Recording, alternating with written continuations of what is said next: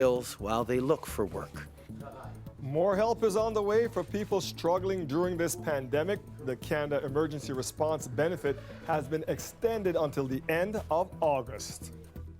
It is welcome news for millions of out-of-work Canadians relying on the Emergency Response Benefit to get through the pandemic.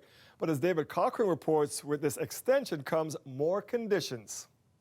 Over the past few months, Canadians have been able to count on the Canada Emergency Response Benefit. That benefit has been a lifeline for more than 8 million Canadians, but for many it runs out next month, so an extension of 8 more weeks. So if you've been getting the CERB and you still can't work because you're unable to find a job or it's just not possible, you will keep getting that $2,000 a month. I feel relieved. I feel safer. I mean, I'm so grateful to live in Canada. Asia Sachs works in a Toronto restaurant. Even as the hospitality sector inches back to normal, many workers still don't have a job to go back to or can't get enough hours to live without the CERB.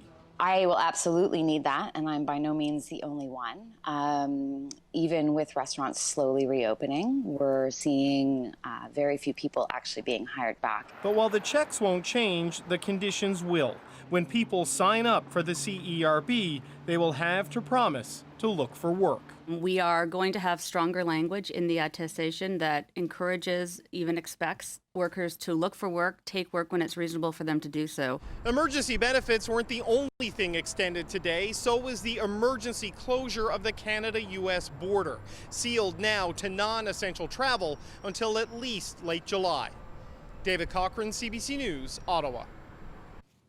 The Canada-U.S. border will stay closed to non-essential travel for a little longer in an effort, of course, to stop the spread or slow the spread of COVID-19.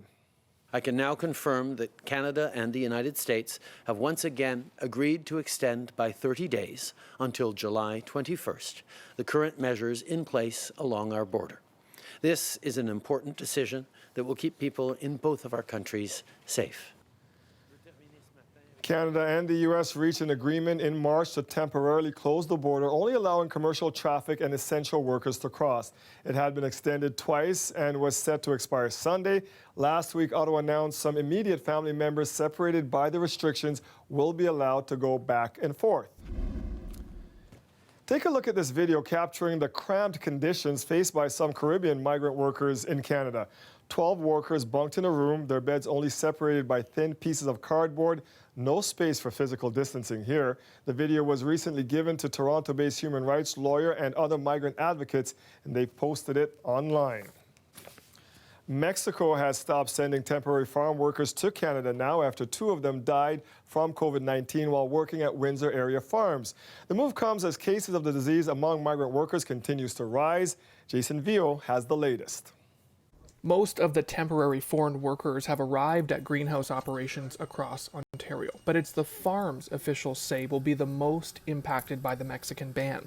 As many as 5,000 workers from Mexico are being held back for now. They essentially would not be able to harvest their crops, and that would be very disruptive to the Canadian food supply chain. Ontario's Ministry of Labour is currently investigating the 2 migrant workers who died in Essex County. A 24-year-old died earlier this month and a 31-year-old in May. And we're going to make sure that we're following up not just with our partners around the world, but with Canadians to ensure that we know what happened. Trudeau spoke with Mexico's president today, expressing his condolences and highlighting the important economic relationship. But until the Mexican government gets those answers, the temporary ban will remain in place.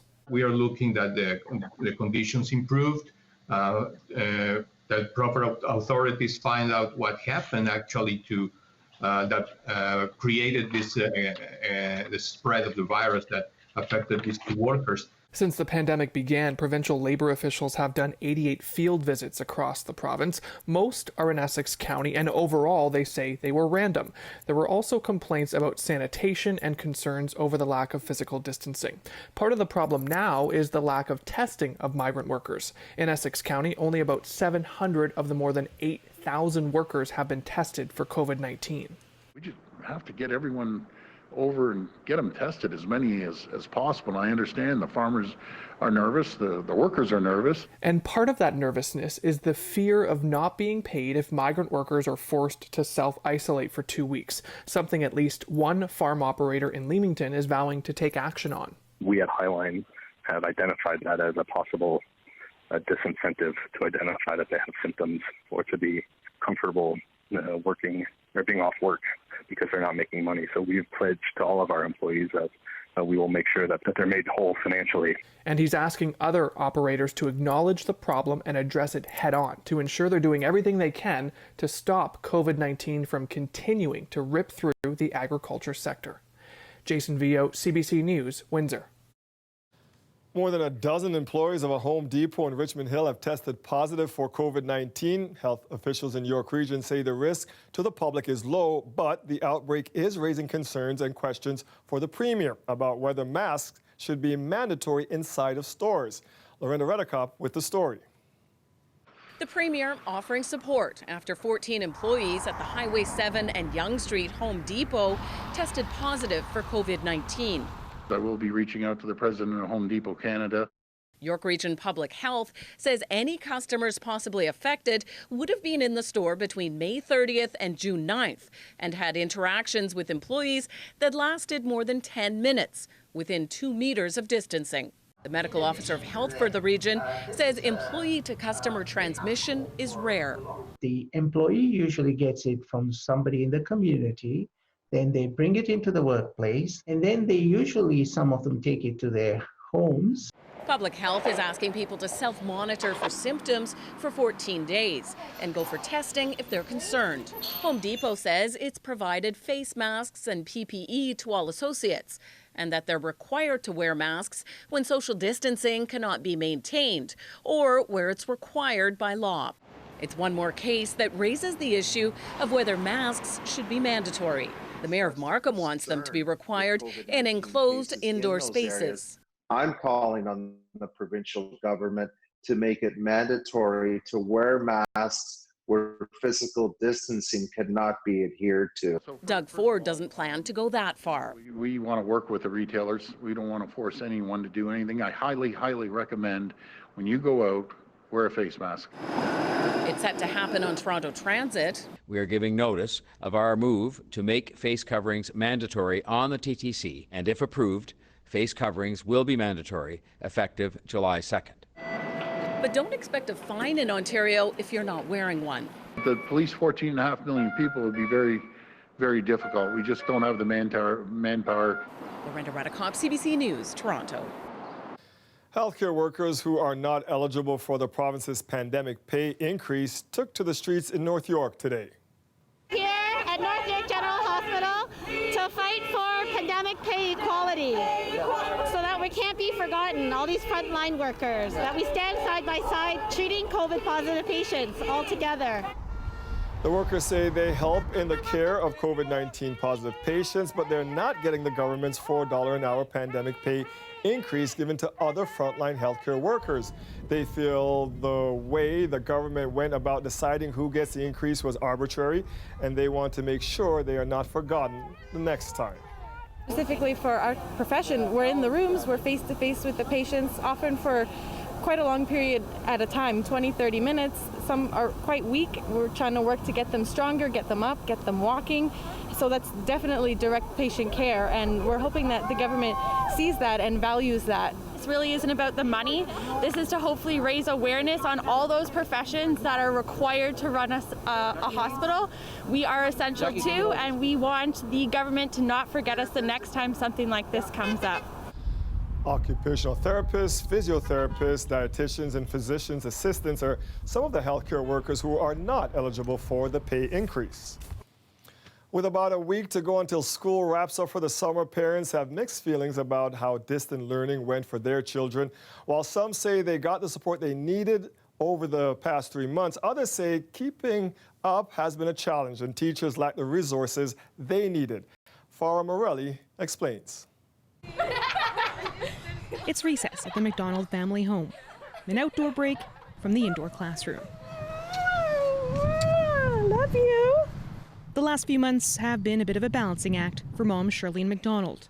It's all about determination, and it's hard. It's so hard. I have five daughters, but it's a lot of work, and it's frustrating at times because you're older. You're like, you see your kids' algebra, you're like, this is like learning a new language.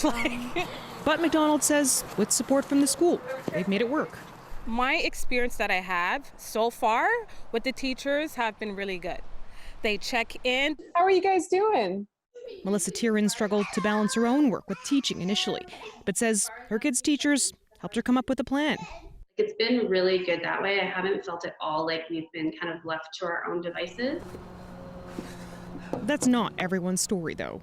He has been given assignments by his very hardworking and solicitous teacher, but there's very little follow-up or pressure on him to make sure he does those assignments. Russell Smith is the father of a 10-year-old in the TDSB. There hasn't been a real will, I think, expressed on the part of the school board towards all their teachers to enforce learning and to make it clear that it's important. Under provincial rules, student grades can't be lowered by online assignments. So how much of an effort have boards made to make sure they're reaching all students? CBC Toronto asked all 12 GTA boards, public, Catholic, English and French, how they're tracking students' online learning.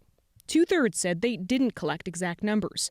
Of the boards that did, York's Catholic District School Board says its analytics show it's reached 98% of its students through online learning.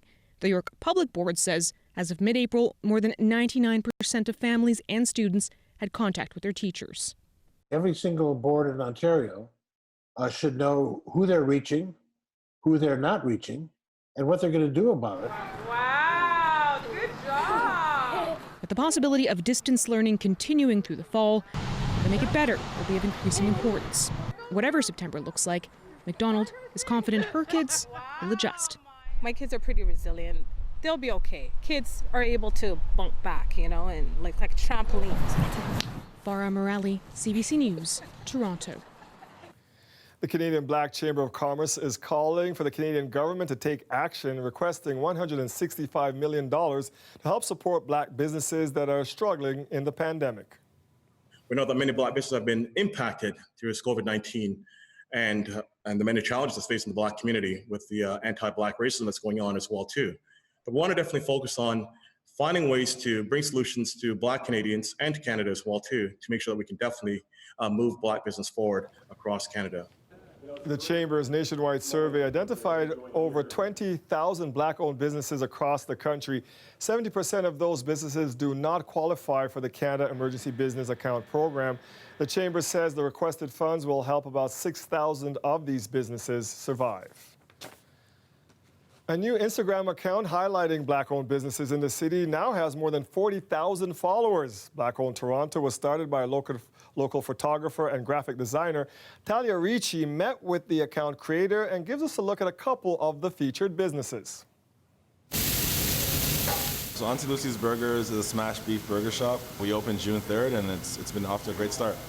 Chief Basampra says a post promoting his business on Black-owned Toronto helped. She was, basically our first supporter in this whole time period, and it really just got the ball rolling for us. In the beginning of the year, one of my biggest goals was to start supporting more Black-owned businesses. This is an opportunity just to be an amazing ally to the Black community. Shopping with us, you just help our families, you help us increase generational wealth, you help bring customers our way, you just help us flourish overall. The photographer and graphic designer says the growing account is now her full-time focus. I purchased this for the first time at a natural hair convention. For a long time, there's been so many Black businesses that haven't gotten attention. And I think now that the conversation is in hand, it's very important to bring those people to the light. It's really important now more than ever because people are watching. The Canadian Black Chamber of Commerce launched last year, and they also have a directory of businesses. Their goal is to provide resources and host events that help Black entrepreneurs succeed. You need to know that there are other people out there that look like you that are doing what you're doing. Barrett says the Chamber is pushing for more data collection on Black-owned businesses across the country. As a chamber, we're interested in knowing what your board of directors looks like. We're interested in knowing what your supply chain looks like. And also looking for this support to remain steady. I just don't want this to be a temporary trend. I do want supporting Black-owned businesses and supporting local businesses in general to become like more of a lifestyle. A lot of people have been struggling. So this moment right here is very important. And Karen is helping by posting it and giving everyone some shine. Talia Ricci, CBC News, Toronto.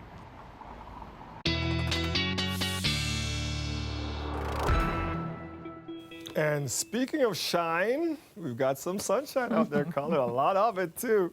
Yeah, we sure do, Dwight. And it's going to carry on for several days yet. What a way to be taking us towards the first official day of summer, which is coming in this weekend. And, you know, sunset not till after 9 o'clock. So we've still got almost 3 hours until it sets. Lots of time still to be enjoying it after the newscast, of course. Steady climb of our temperatures over the next few days here. And yeah, it becomes official 5:44 p.m. on Saturday. These are our current temperatures, so it's still really comfortable. It's also comfortable because when we take those temperatures and then we factor in our winds, in some cases, especially closer to the lake that you are, they're coming in off the lake, these winds, and so there's a little bit of a breeze. Our dew points are still very low. Now they're starting to creep up a little bit into the double digits here for Hamilton, coming up a little bit for St. Catharines. But if you look at the humidex, yeah, did you notice it didn't go anywhere from where the temperature was for Toronto? And that's just because it's comfortable air. We aren't dealing with humidity. High pressure's in place here. This is staying around through the week, and that's what's really kind of protecting us here. This is very stable air that's in place, and that's what's keeping things dry. There's one slim chance for some showers coming up. I'm going to explain that a little bit later, but I really think we're staying dry all the way into the weekend, but I will go into more detail. For now, I'll go into detail for the short-term forecast. 19 by about 9 o'clock when the sun will be setting. Overnight, 12 for the low. Tomorrow, heating up further, 27 degrees for the high, Dwight. Thank you, Colette. You're welcome. The weather is brought to you by Trane, the most reliable heating and cooling brand. We test, so it runs. It's hard to stop a train.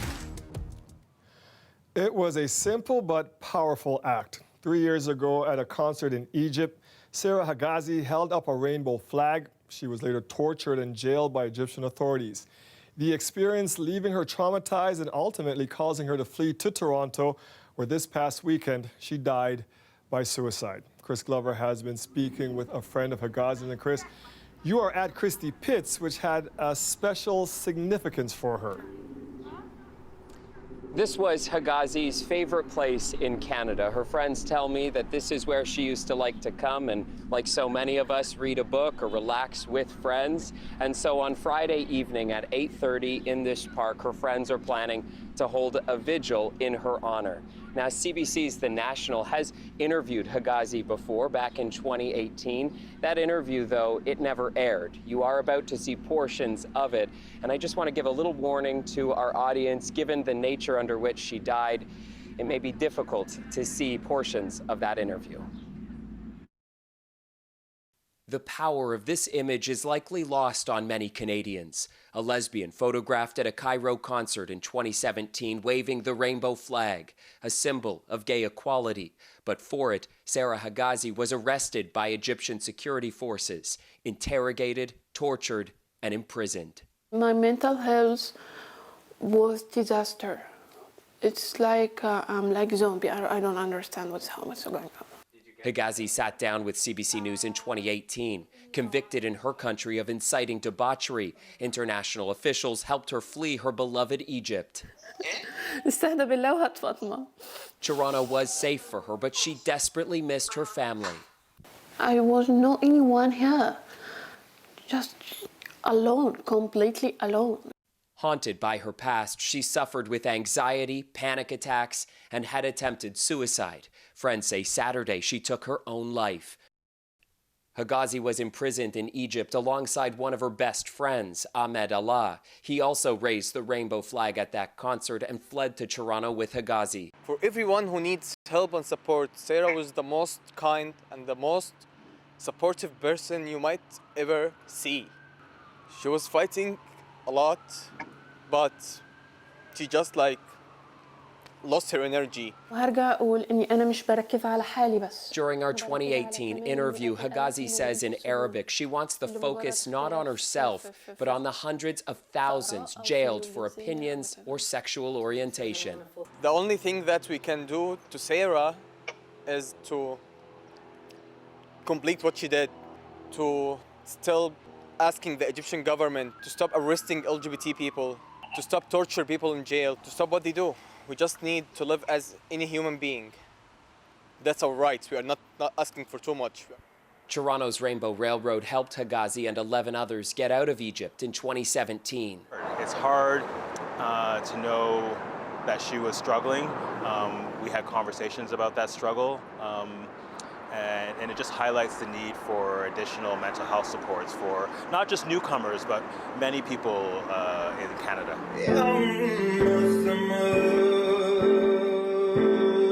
The lead singer of the Lebanese band whose concert Hegazi was photographed at with the pride flag just released a song quoting one of Hegazi's previous posts.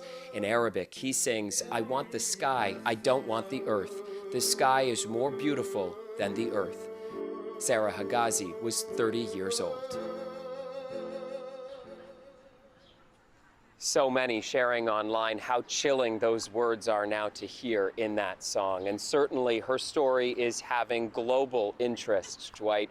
Tonight, in fact, there's a vigil being held in New York City. Tomorrow night, there's one expected in London, England, in front of the Egyptian embassy. And on Thursday, there's going to be one in Vancouver. And then, of course, Friday, as I already mentioned, there is going to be a vigil here at Christie Pitts Park as well, all meant to honor the life and the legacy of this young activist. Thank you for bringing this to us, Chris. Thanks. And before we move on, we want to remind you that there are resources available if you or someone you know is struggling. Here are some phone numbers with people on the other end standing by to help.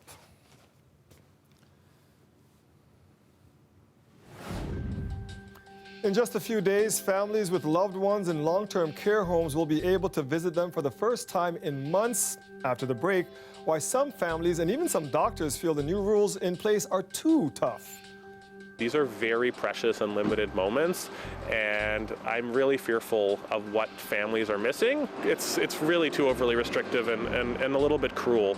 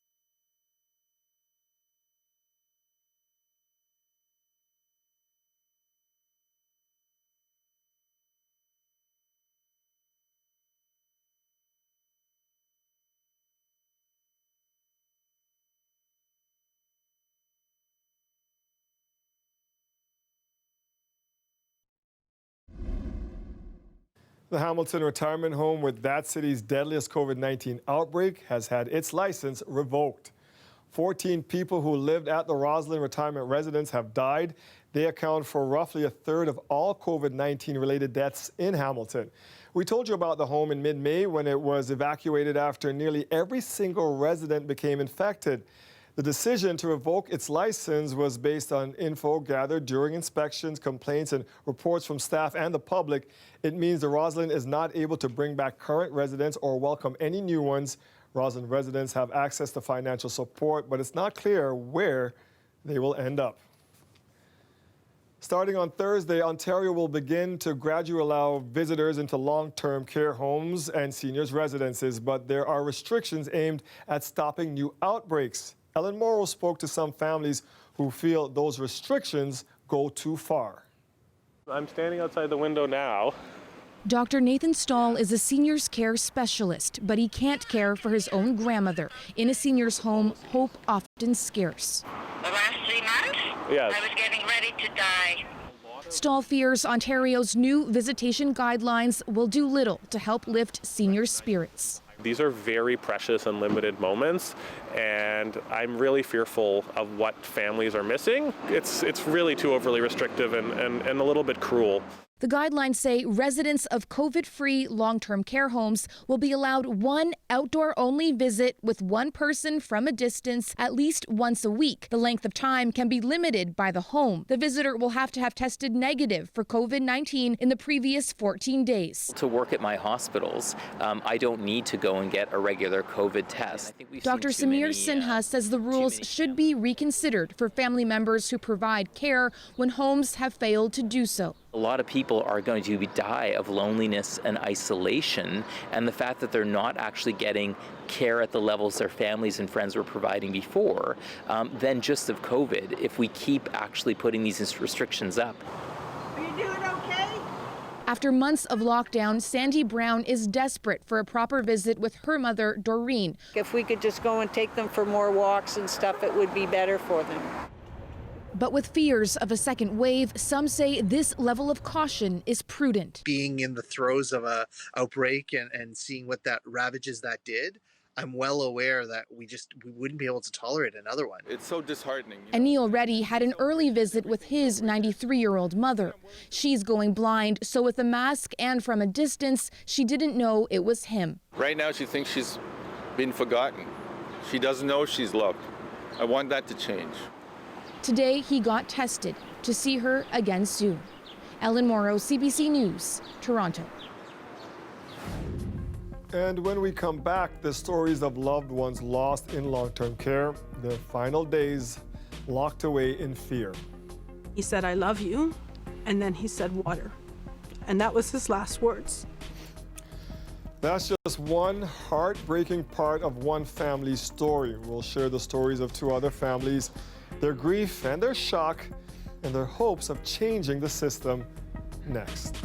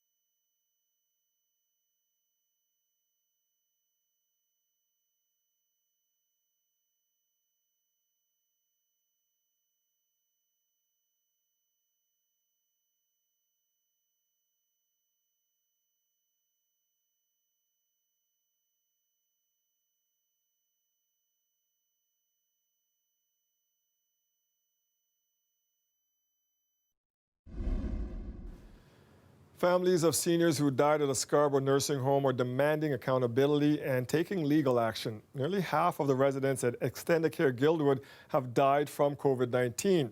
Joanna Remiliotis spoke to families about their loved ones' final days and whether something positive can come from the tragedy. He was a good person. He didn't deserve to die like that. Nobody deserves to die like that. Such a beautiful person. This loss is all the more haunting because of what else is missing. I love you. Peace. There's no peace with this ending. You put your loved one in a home, counting on them to take care of your loved one. It's just terrible. It's inhuman. Bob Toms, his family says, was a gentle soul, a retired building engineer who battled cancer and then dementia. He was our older brother. He was amazing. He made everybody feel special. Now he's one of the faces of a decimated generation. Susan Hines and Bill Toms are convinced their brother never had a fighting chance. It's why they're fighting for him now. He died without dignity. He died without care. He died without his family. Amen. That breaks my heart. Bob lived here at Extended Care Guildwood in Toronto's East End. The long-term care facility has been in lockdown since mid-March. On April 23rd, it reported an outbreak of COVID-19. I called them off the hook. Off the hook. Like I probably drove them nuts. I wanted to make sure they were giving him water. Feeding him. Staff assured them Bob was okay. When the home began to allow window visits last month, Susan and Bill rushed over. We saw somebody that I didn't recognize in a hospital bed. How did he look?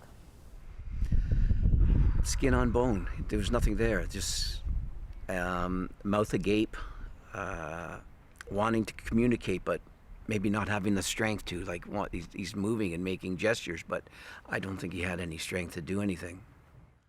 They took these disturbing photos and say when they called out through the window for help, a staff member told them their brother had been turning down food and water. I said, I want to see him not be able to drink. And they went and got him a glass of water, and he drank a glass and a half of water. He was looking at me, trying to tell me something. Then he'd look at them and think, like, what do you... It looked to me like he was very surprised that they were giving them the water. It was a revealing glimpse into a home in crisis. To date, the vast majority of the 159 residents at Guildwood have been infected, and nearly 50 residents have died from the virus.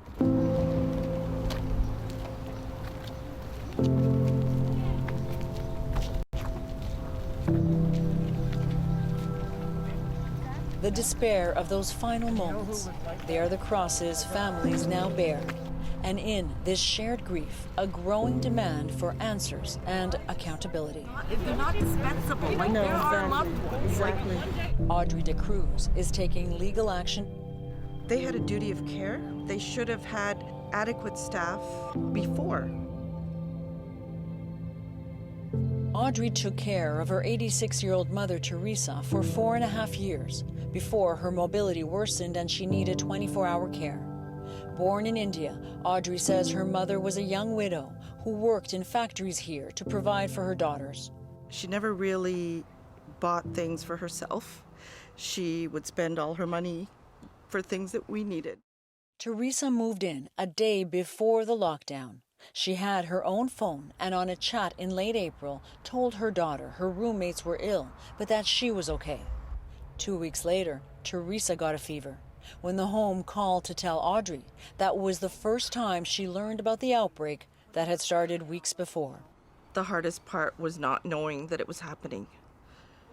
I have no doubt in my mind that we would have gone there the very, very same day that we found out. I wouldn't have cared about whether she had a bed to go back to at that point. It was life and death. Obviously, we would have got her. The home apologized for forgetting to add Audrey to a family email chain providing updates. She was also devastated to find out her mother's sick roommates were never moved out. These people, they were sitting ducks.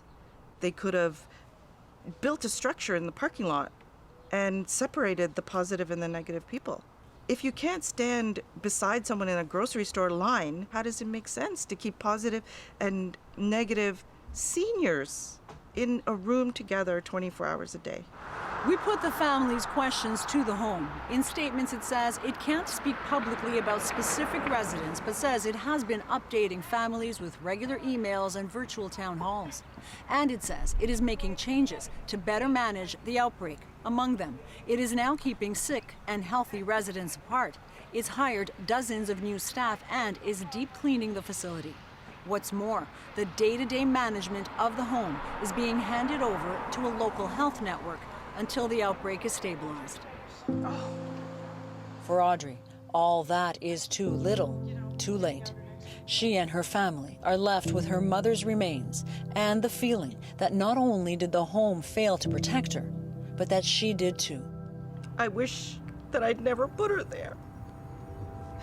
I don't know if I'm ever going to be able to get over that. It's like a nightmare.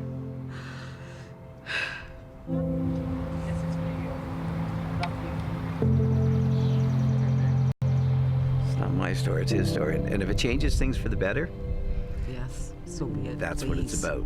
Please. Let's change things so that our elderly Are taken care become visible people and not hidden. For Susan and Bill, this is their day of mourning and a day of reckoning too, for all the lives left to end with so little grace. Joanna Remiliotis, CBC News, Toronto. And tonight on The National, David Common investigates the long-term care home in Ontario with the province's highest death toll, Orchard Villa in Pickering. Problems had festered for years. Then during the pandemic, families say they were discouraged from sending residents to hospital. Here's an excerpt. I saw my dad. Yeah, he was very weak, wasn't able to even make eye contact, so I cut that call short and I called the nurses station and I told them that I needed him to be transported immediately. The home relented, but at the hospital, Raquel is told her father's poor condition was not just because of the virus. He was severely dehydrated and malnourished. Do you feel today that Orchard Villa was invested in saving your dad's life? It's a hard, really hard question. I can't say yes. That's tonight on The National. An older black couple is requesting to review an independent police report which cleared two officers in a confrontation that took place in 2018. Yesterday, their lawyer released two videos of the altercation. We are going to show you one of them now. Take a look at this. Surveillance video shows Livingston Jeffers and his wife, Pamelia, leaving a hospital in Ajax. They had gone to the emergency room because she wasn't feeling well. A nurse follows them outside. She's joined by a security guard, a doctor, and then two officers who were already nearby. There's a confrontation, but the video is too far away to tell exactly how that happened. The Jeffers family says it came out of nowhere and that they were given permission to leave the hospital and would return the next day. They say staff tried to stop them and wanted to admit Mrs. Jeffers on mental health grounds, and that's when police got involved and things got physical. Hey, I seen you punch him. This eyewitness video shows police punching Mr. Jeffers. The person who shot it says a hospital staffer and Durham police officer forced him to delete it while they watched. He did, but had already shared it with the Jeffers grandson. Durham police, meanwhile, allege it was Mr. Jeffers who attacked them, and that's how it started, adding that not only did he resist arrest, that during the struggle he tried to take one of the officers' gun. Body cam video from one of the officers is said to show this, but police have refused to release it. That on-scene video was evidence in an independent review done by a former York police officer that cleared both Durham officers of wrongdoing, saying their actions were justified. The Jeffers have filed a civil suit against the police and the hospital and are asking for a review of that report. Imagine you taking your elderly grandparents to a hospital because your grandmother wasn't feeling well, and then you come back and you see your grandfather arrested in handcuffs with trauma to the head, bruises, bleeding, unconscious with his head back on a chair. My grandparents need justice. We need justice.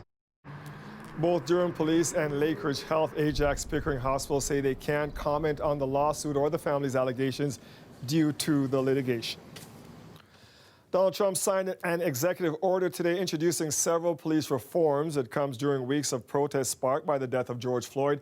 But the U.S. president underscored his support for law enforcement even as he unveiled the new measures. And Democrats and others say the new measures don't significantly address the problem. And we have a caution for you. There are some scenes in this report that some viewers may find upsetting. Katie Simpson has the story. The president defended police as he introduced his executive order that aims to improve accountability and raise standards in policing.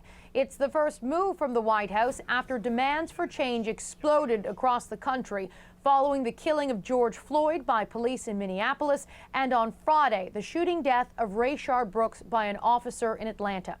The order provides financial incentives for police departments to participate in certified training. Chokeholds are banned except when an officer believes his or her life is in danger.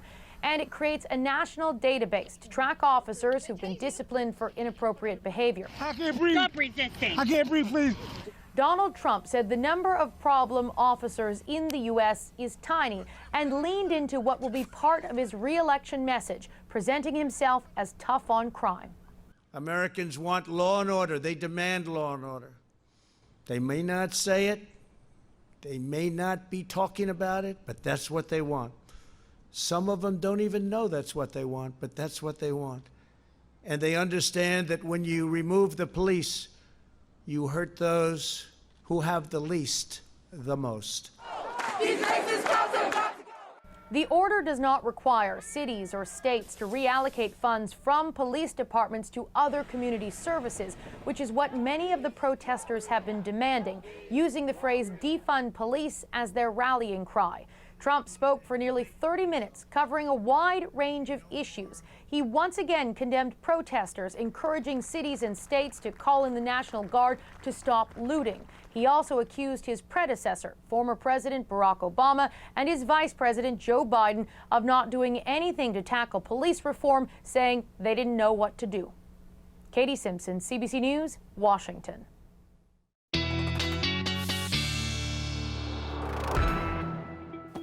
I think, Colin, on days like this, when it's so nice outside, we just put you on a patio with a cool glass of lemonade and just have a quick chat. How's it going, Colin? Is that, I don't know, what's going on? I don't know. I like that. Is it just regular lemonade? Spike regular? I like your idea. I like it just the way it is. Beautiful conditions. You know what? I am going to tell you and everyone at home, we're going to be putting a little bit of taxing our supplies of water here this week because of the dry conditions. So I thought we'd just kind of take a look at how we've been doing for the month of June in terms of what would be average for an entire month. I know we're not there yet, but typically, and this is when you look at a 30-year period, we'd be just over 70 millimeters. And where we're at this point, we're actually not doing too badly considering we're only about midway through at about 43 millimeters. But we know that going ahead, we're just looking at several more days where we're not expected to add to this in terms of our rainfall amounts. We've got a few more dry days to go. I mean, several more to go here. And looking at the current temperatures and the heat that is going to be working its way towards us, I looked at this yesterday. I gotta show you again today, even more heat to the west of us, the northwest of us. So Sandy Lake at 28, Pickle Lake at 31, Kenora at 31, Thunder Bay at 30. All of that will be working its way towards us. It's gradual, so tomorrow we'll be warming up a little bit. And you can see the big picture, the dry conditions that we have. It is a blocking pattern in the atmosphere. So there's wet weather, but it's well to the south of us. High pressure over the Great Lakes, keeping things dry. The jet stream well to the north, and that's allowing that warm air to be in place. In terms of the next chance of seeing any kind of wet conditions, there is one model wants to bring a few little showers in towards the Niagara region into Thursday night. I don't even know if that's going to happen, and that's just in that area. For the GTA, I'm keeping it dry all the way till we get to the end of the weekend, and even that is a very slim chance at this point. Overnight lows still looking like they're near seasonal. Those are going to start to warm up too after tonight. Tomorrow afternoon, the daytime highs are starting to heat up, and here's where we're going with those temperatures. 27 tomorrow, headed towards the 30s, and the humidity coming up as we head towards that first day of summer as well, Dwight. I heard you want Long Island iced tea. I heard from the control room. Thanks, Colette. Oh, yeah, my order. I put my order in. Thank you. Thank you. York Regional Police are investigating a number of suspected animal cruelty incidents. Now, after 4 cats were found dead in a park in Woodbridge, and it happened all in the past month. One of my neighbors, her cat was found here, mangled, and she had told me the next day. And we have a cat too. Our cat used to go outside, come right back. But ever since she told me, we're so afraid now. And we also have a dog. We walk to this park all the time, and now we stopped because this is like, it's sick. It's just sick. I can't believe it. Police say the animals were found disfigured at Bel-Air Way Park at Weston and Langstaff. Officials say their injuries don't appear to be from a predator or an accident. They are urging pet owners not to leave their animals unattended outdoors and are asking anyone with information or video evidence to contact them. When we come back, a pandemic-era comeback for Goodwill. We'll have more on that next.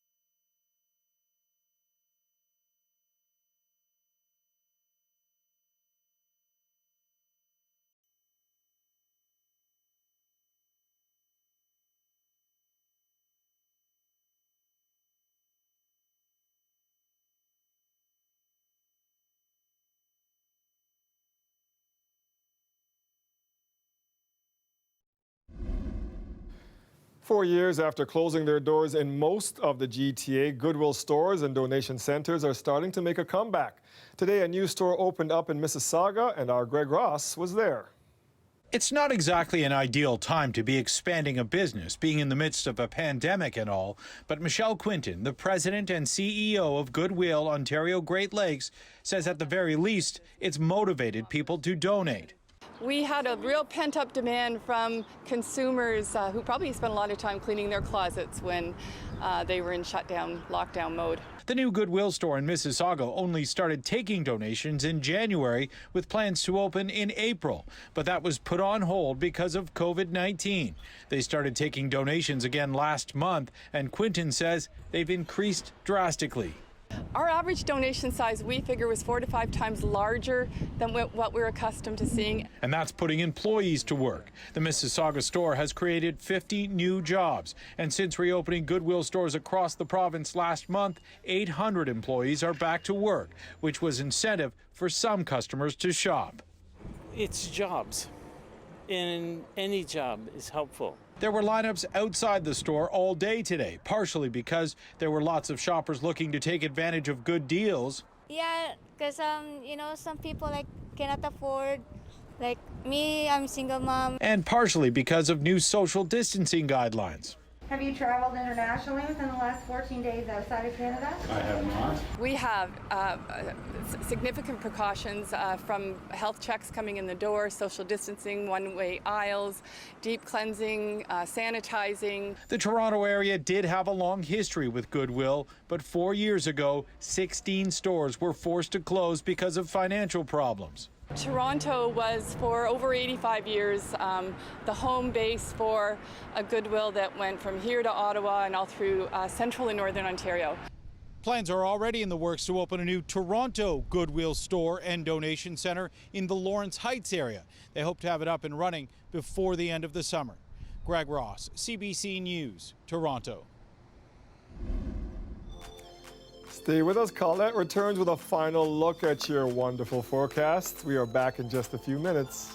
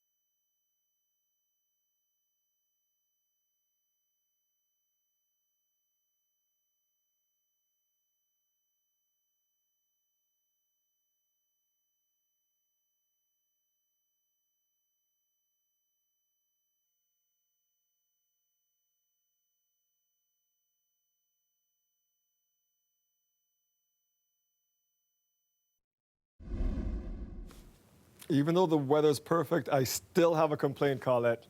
Oh, come on. I gotta water the grass. There's no rain. And that's valid. That is true. We are going to be pulling on our resources a little bit this week, Dwight, because, yeah, it's going to be dry right through the period. And basically, it has been pretty much since last weekend, right? Current temperature is 24 degrees. I mean, other than rain, this week kind of has something for everyone because right now it's comfortable and the temperatures aren't too hot. But if you do like it a little bit steamier and the temperature's a little warmer, by the end of the week, we're going to be going in that direction too. This evening, cooling down a little bit. The sun sets at 9:02. We'll come down to 19 degrees just before that sun sets. Overnight, 12 degrees. And then tomorrow afternoon, we start that warm up. So 27 will be the high for Wednesday. By Thursday, we take another step up. 29 degrees was the high Thursday. Friday up to 30. The humidity begins to come up, and Saturday up to 31. The first official day of summer comes in at 5:44 into the afternoon or early evening hours there. Sunday 30 degrees, a chance of some showers as we get there, but it does get a little bit stickier as we get there into the weekend. So something for everyone, Dwight, except for rain. And I don't have to put on the tie on Saturday and Sunday, so I'm okay if it's a little sticky. I'll be in shorts and a tank top. Thank you, Colette. Yeah, and sandals, of course. Yes, ma'am. That is our show for tonight. Thank you for joining us. Mike Wise has your next local news tonight, right after the National at 11. We'll see you back here tomorrow at 6. Have a great night, everybody.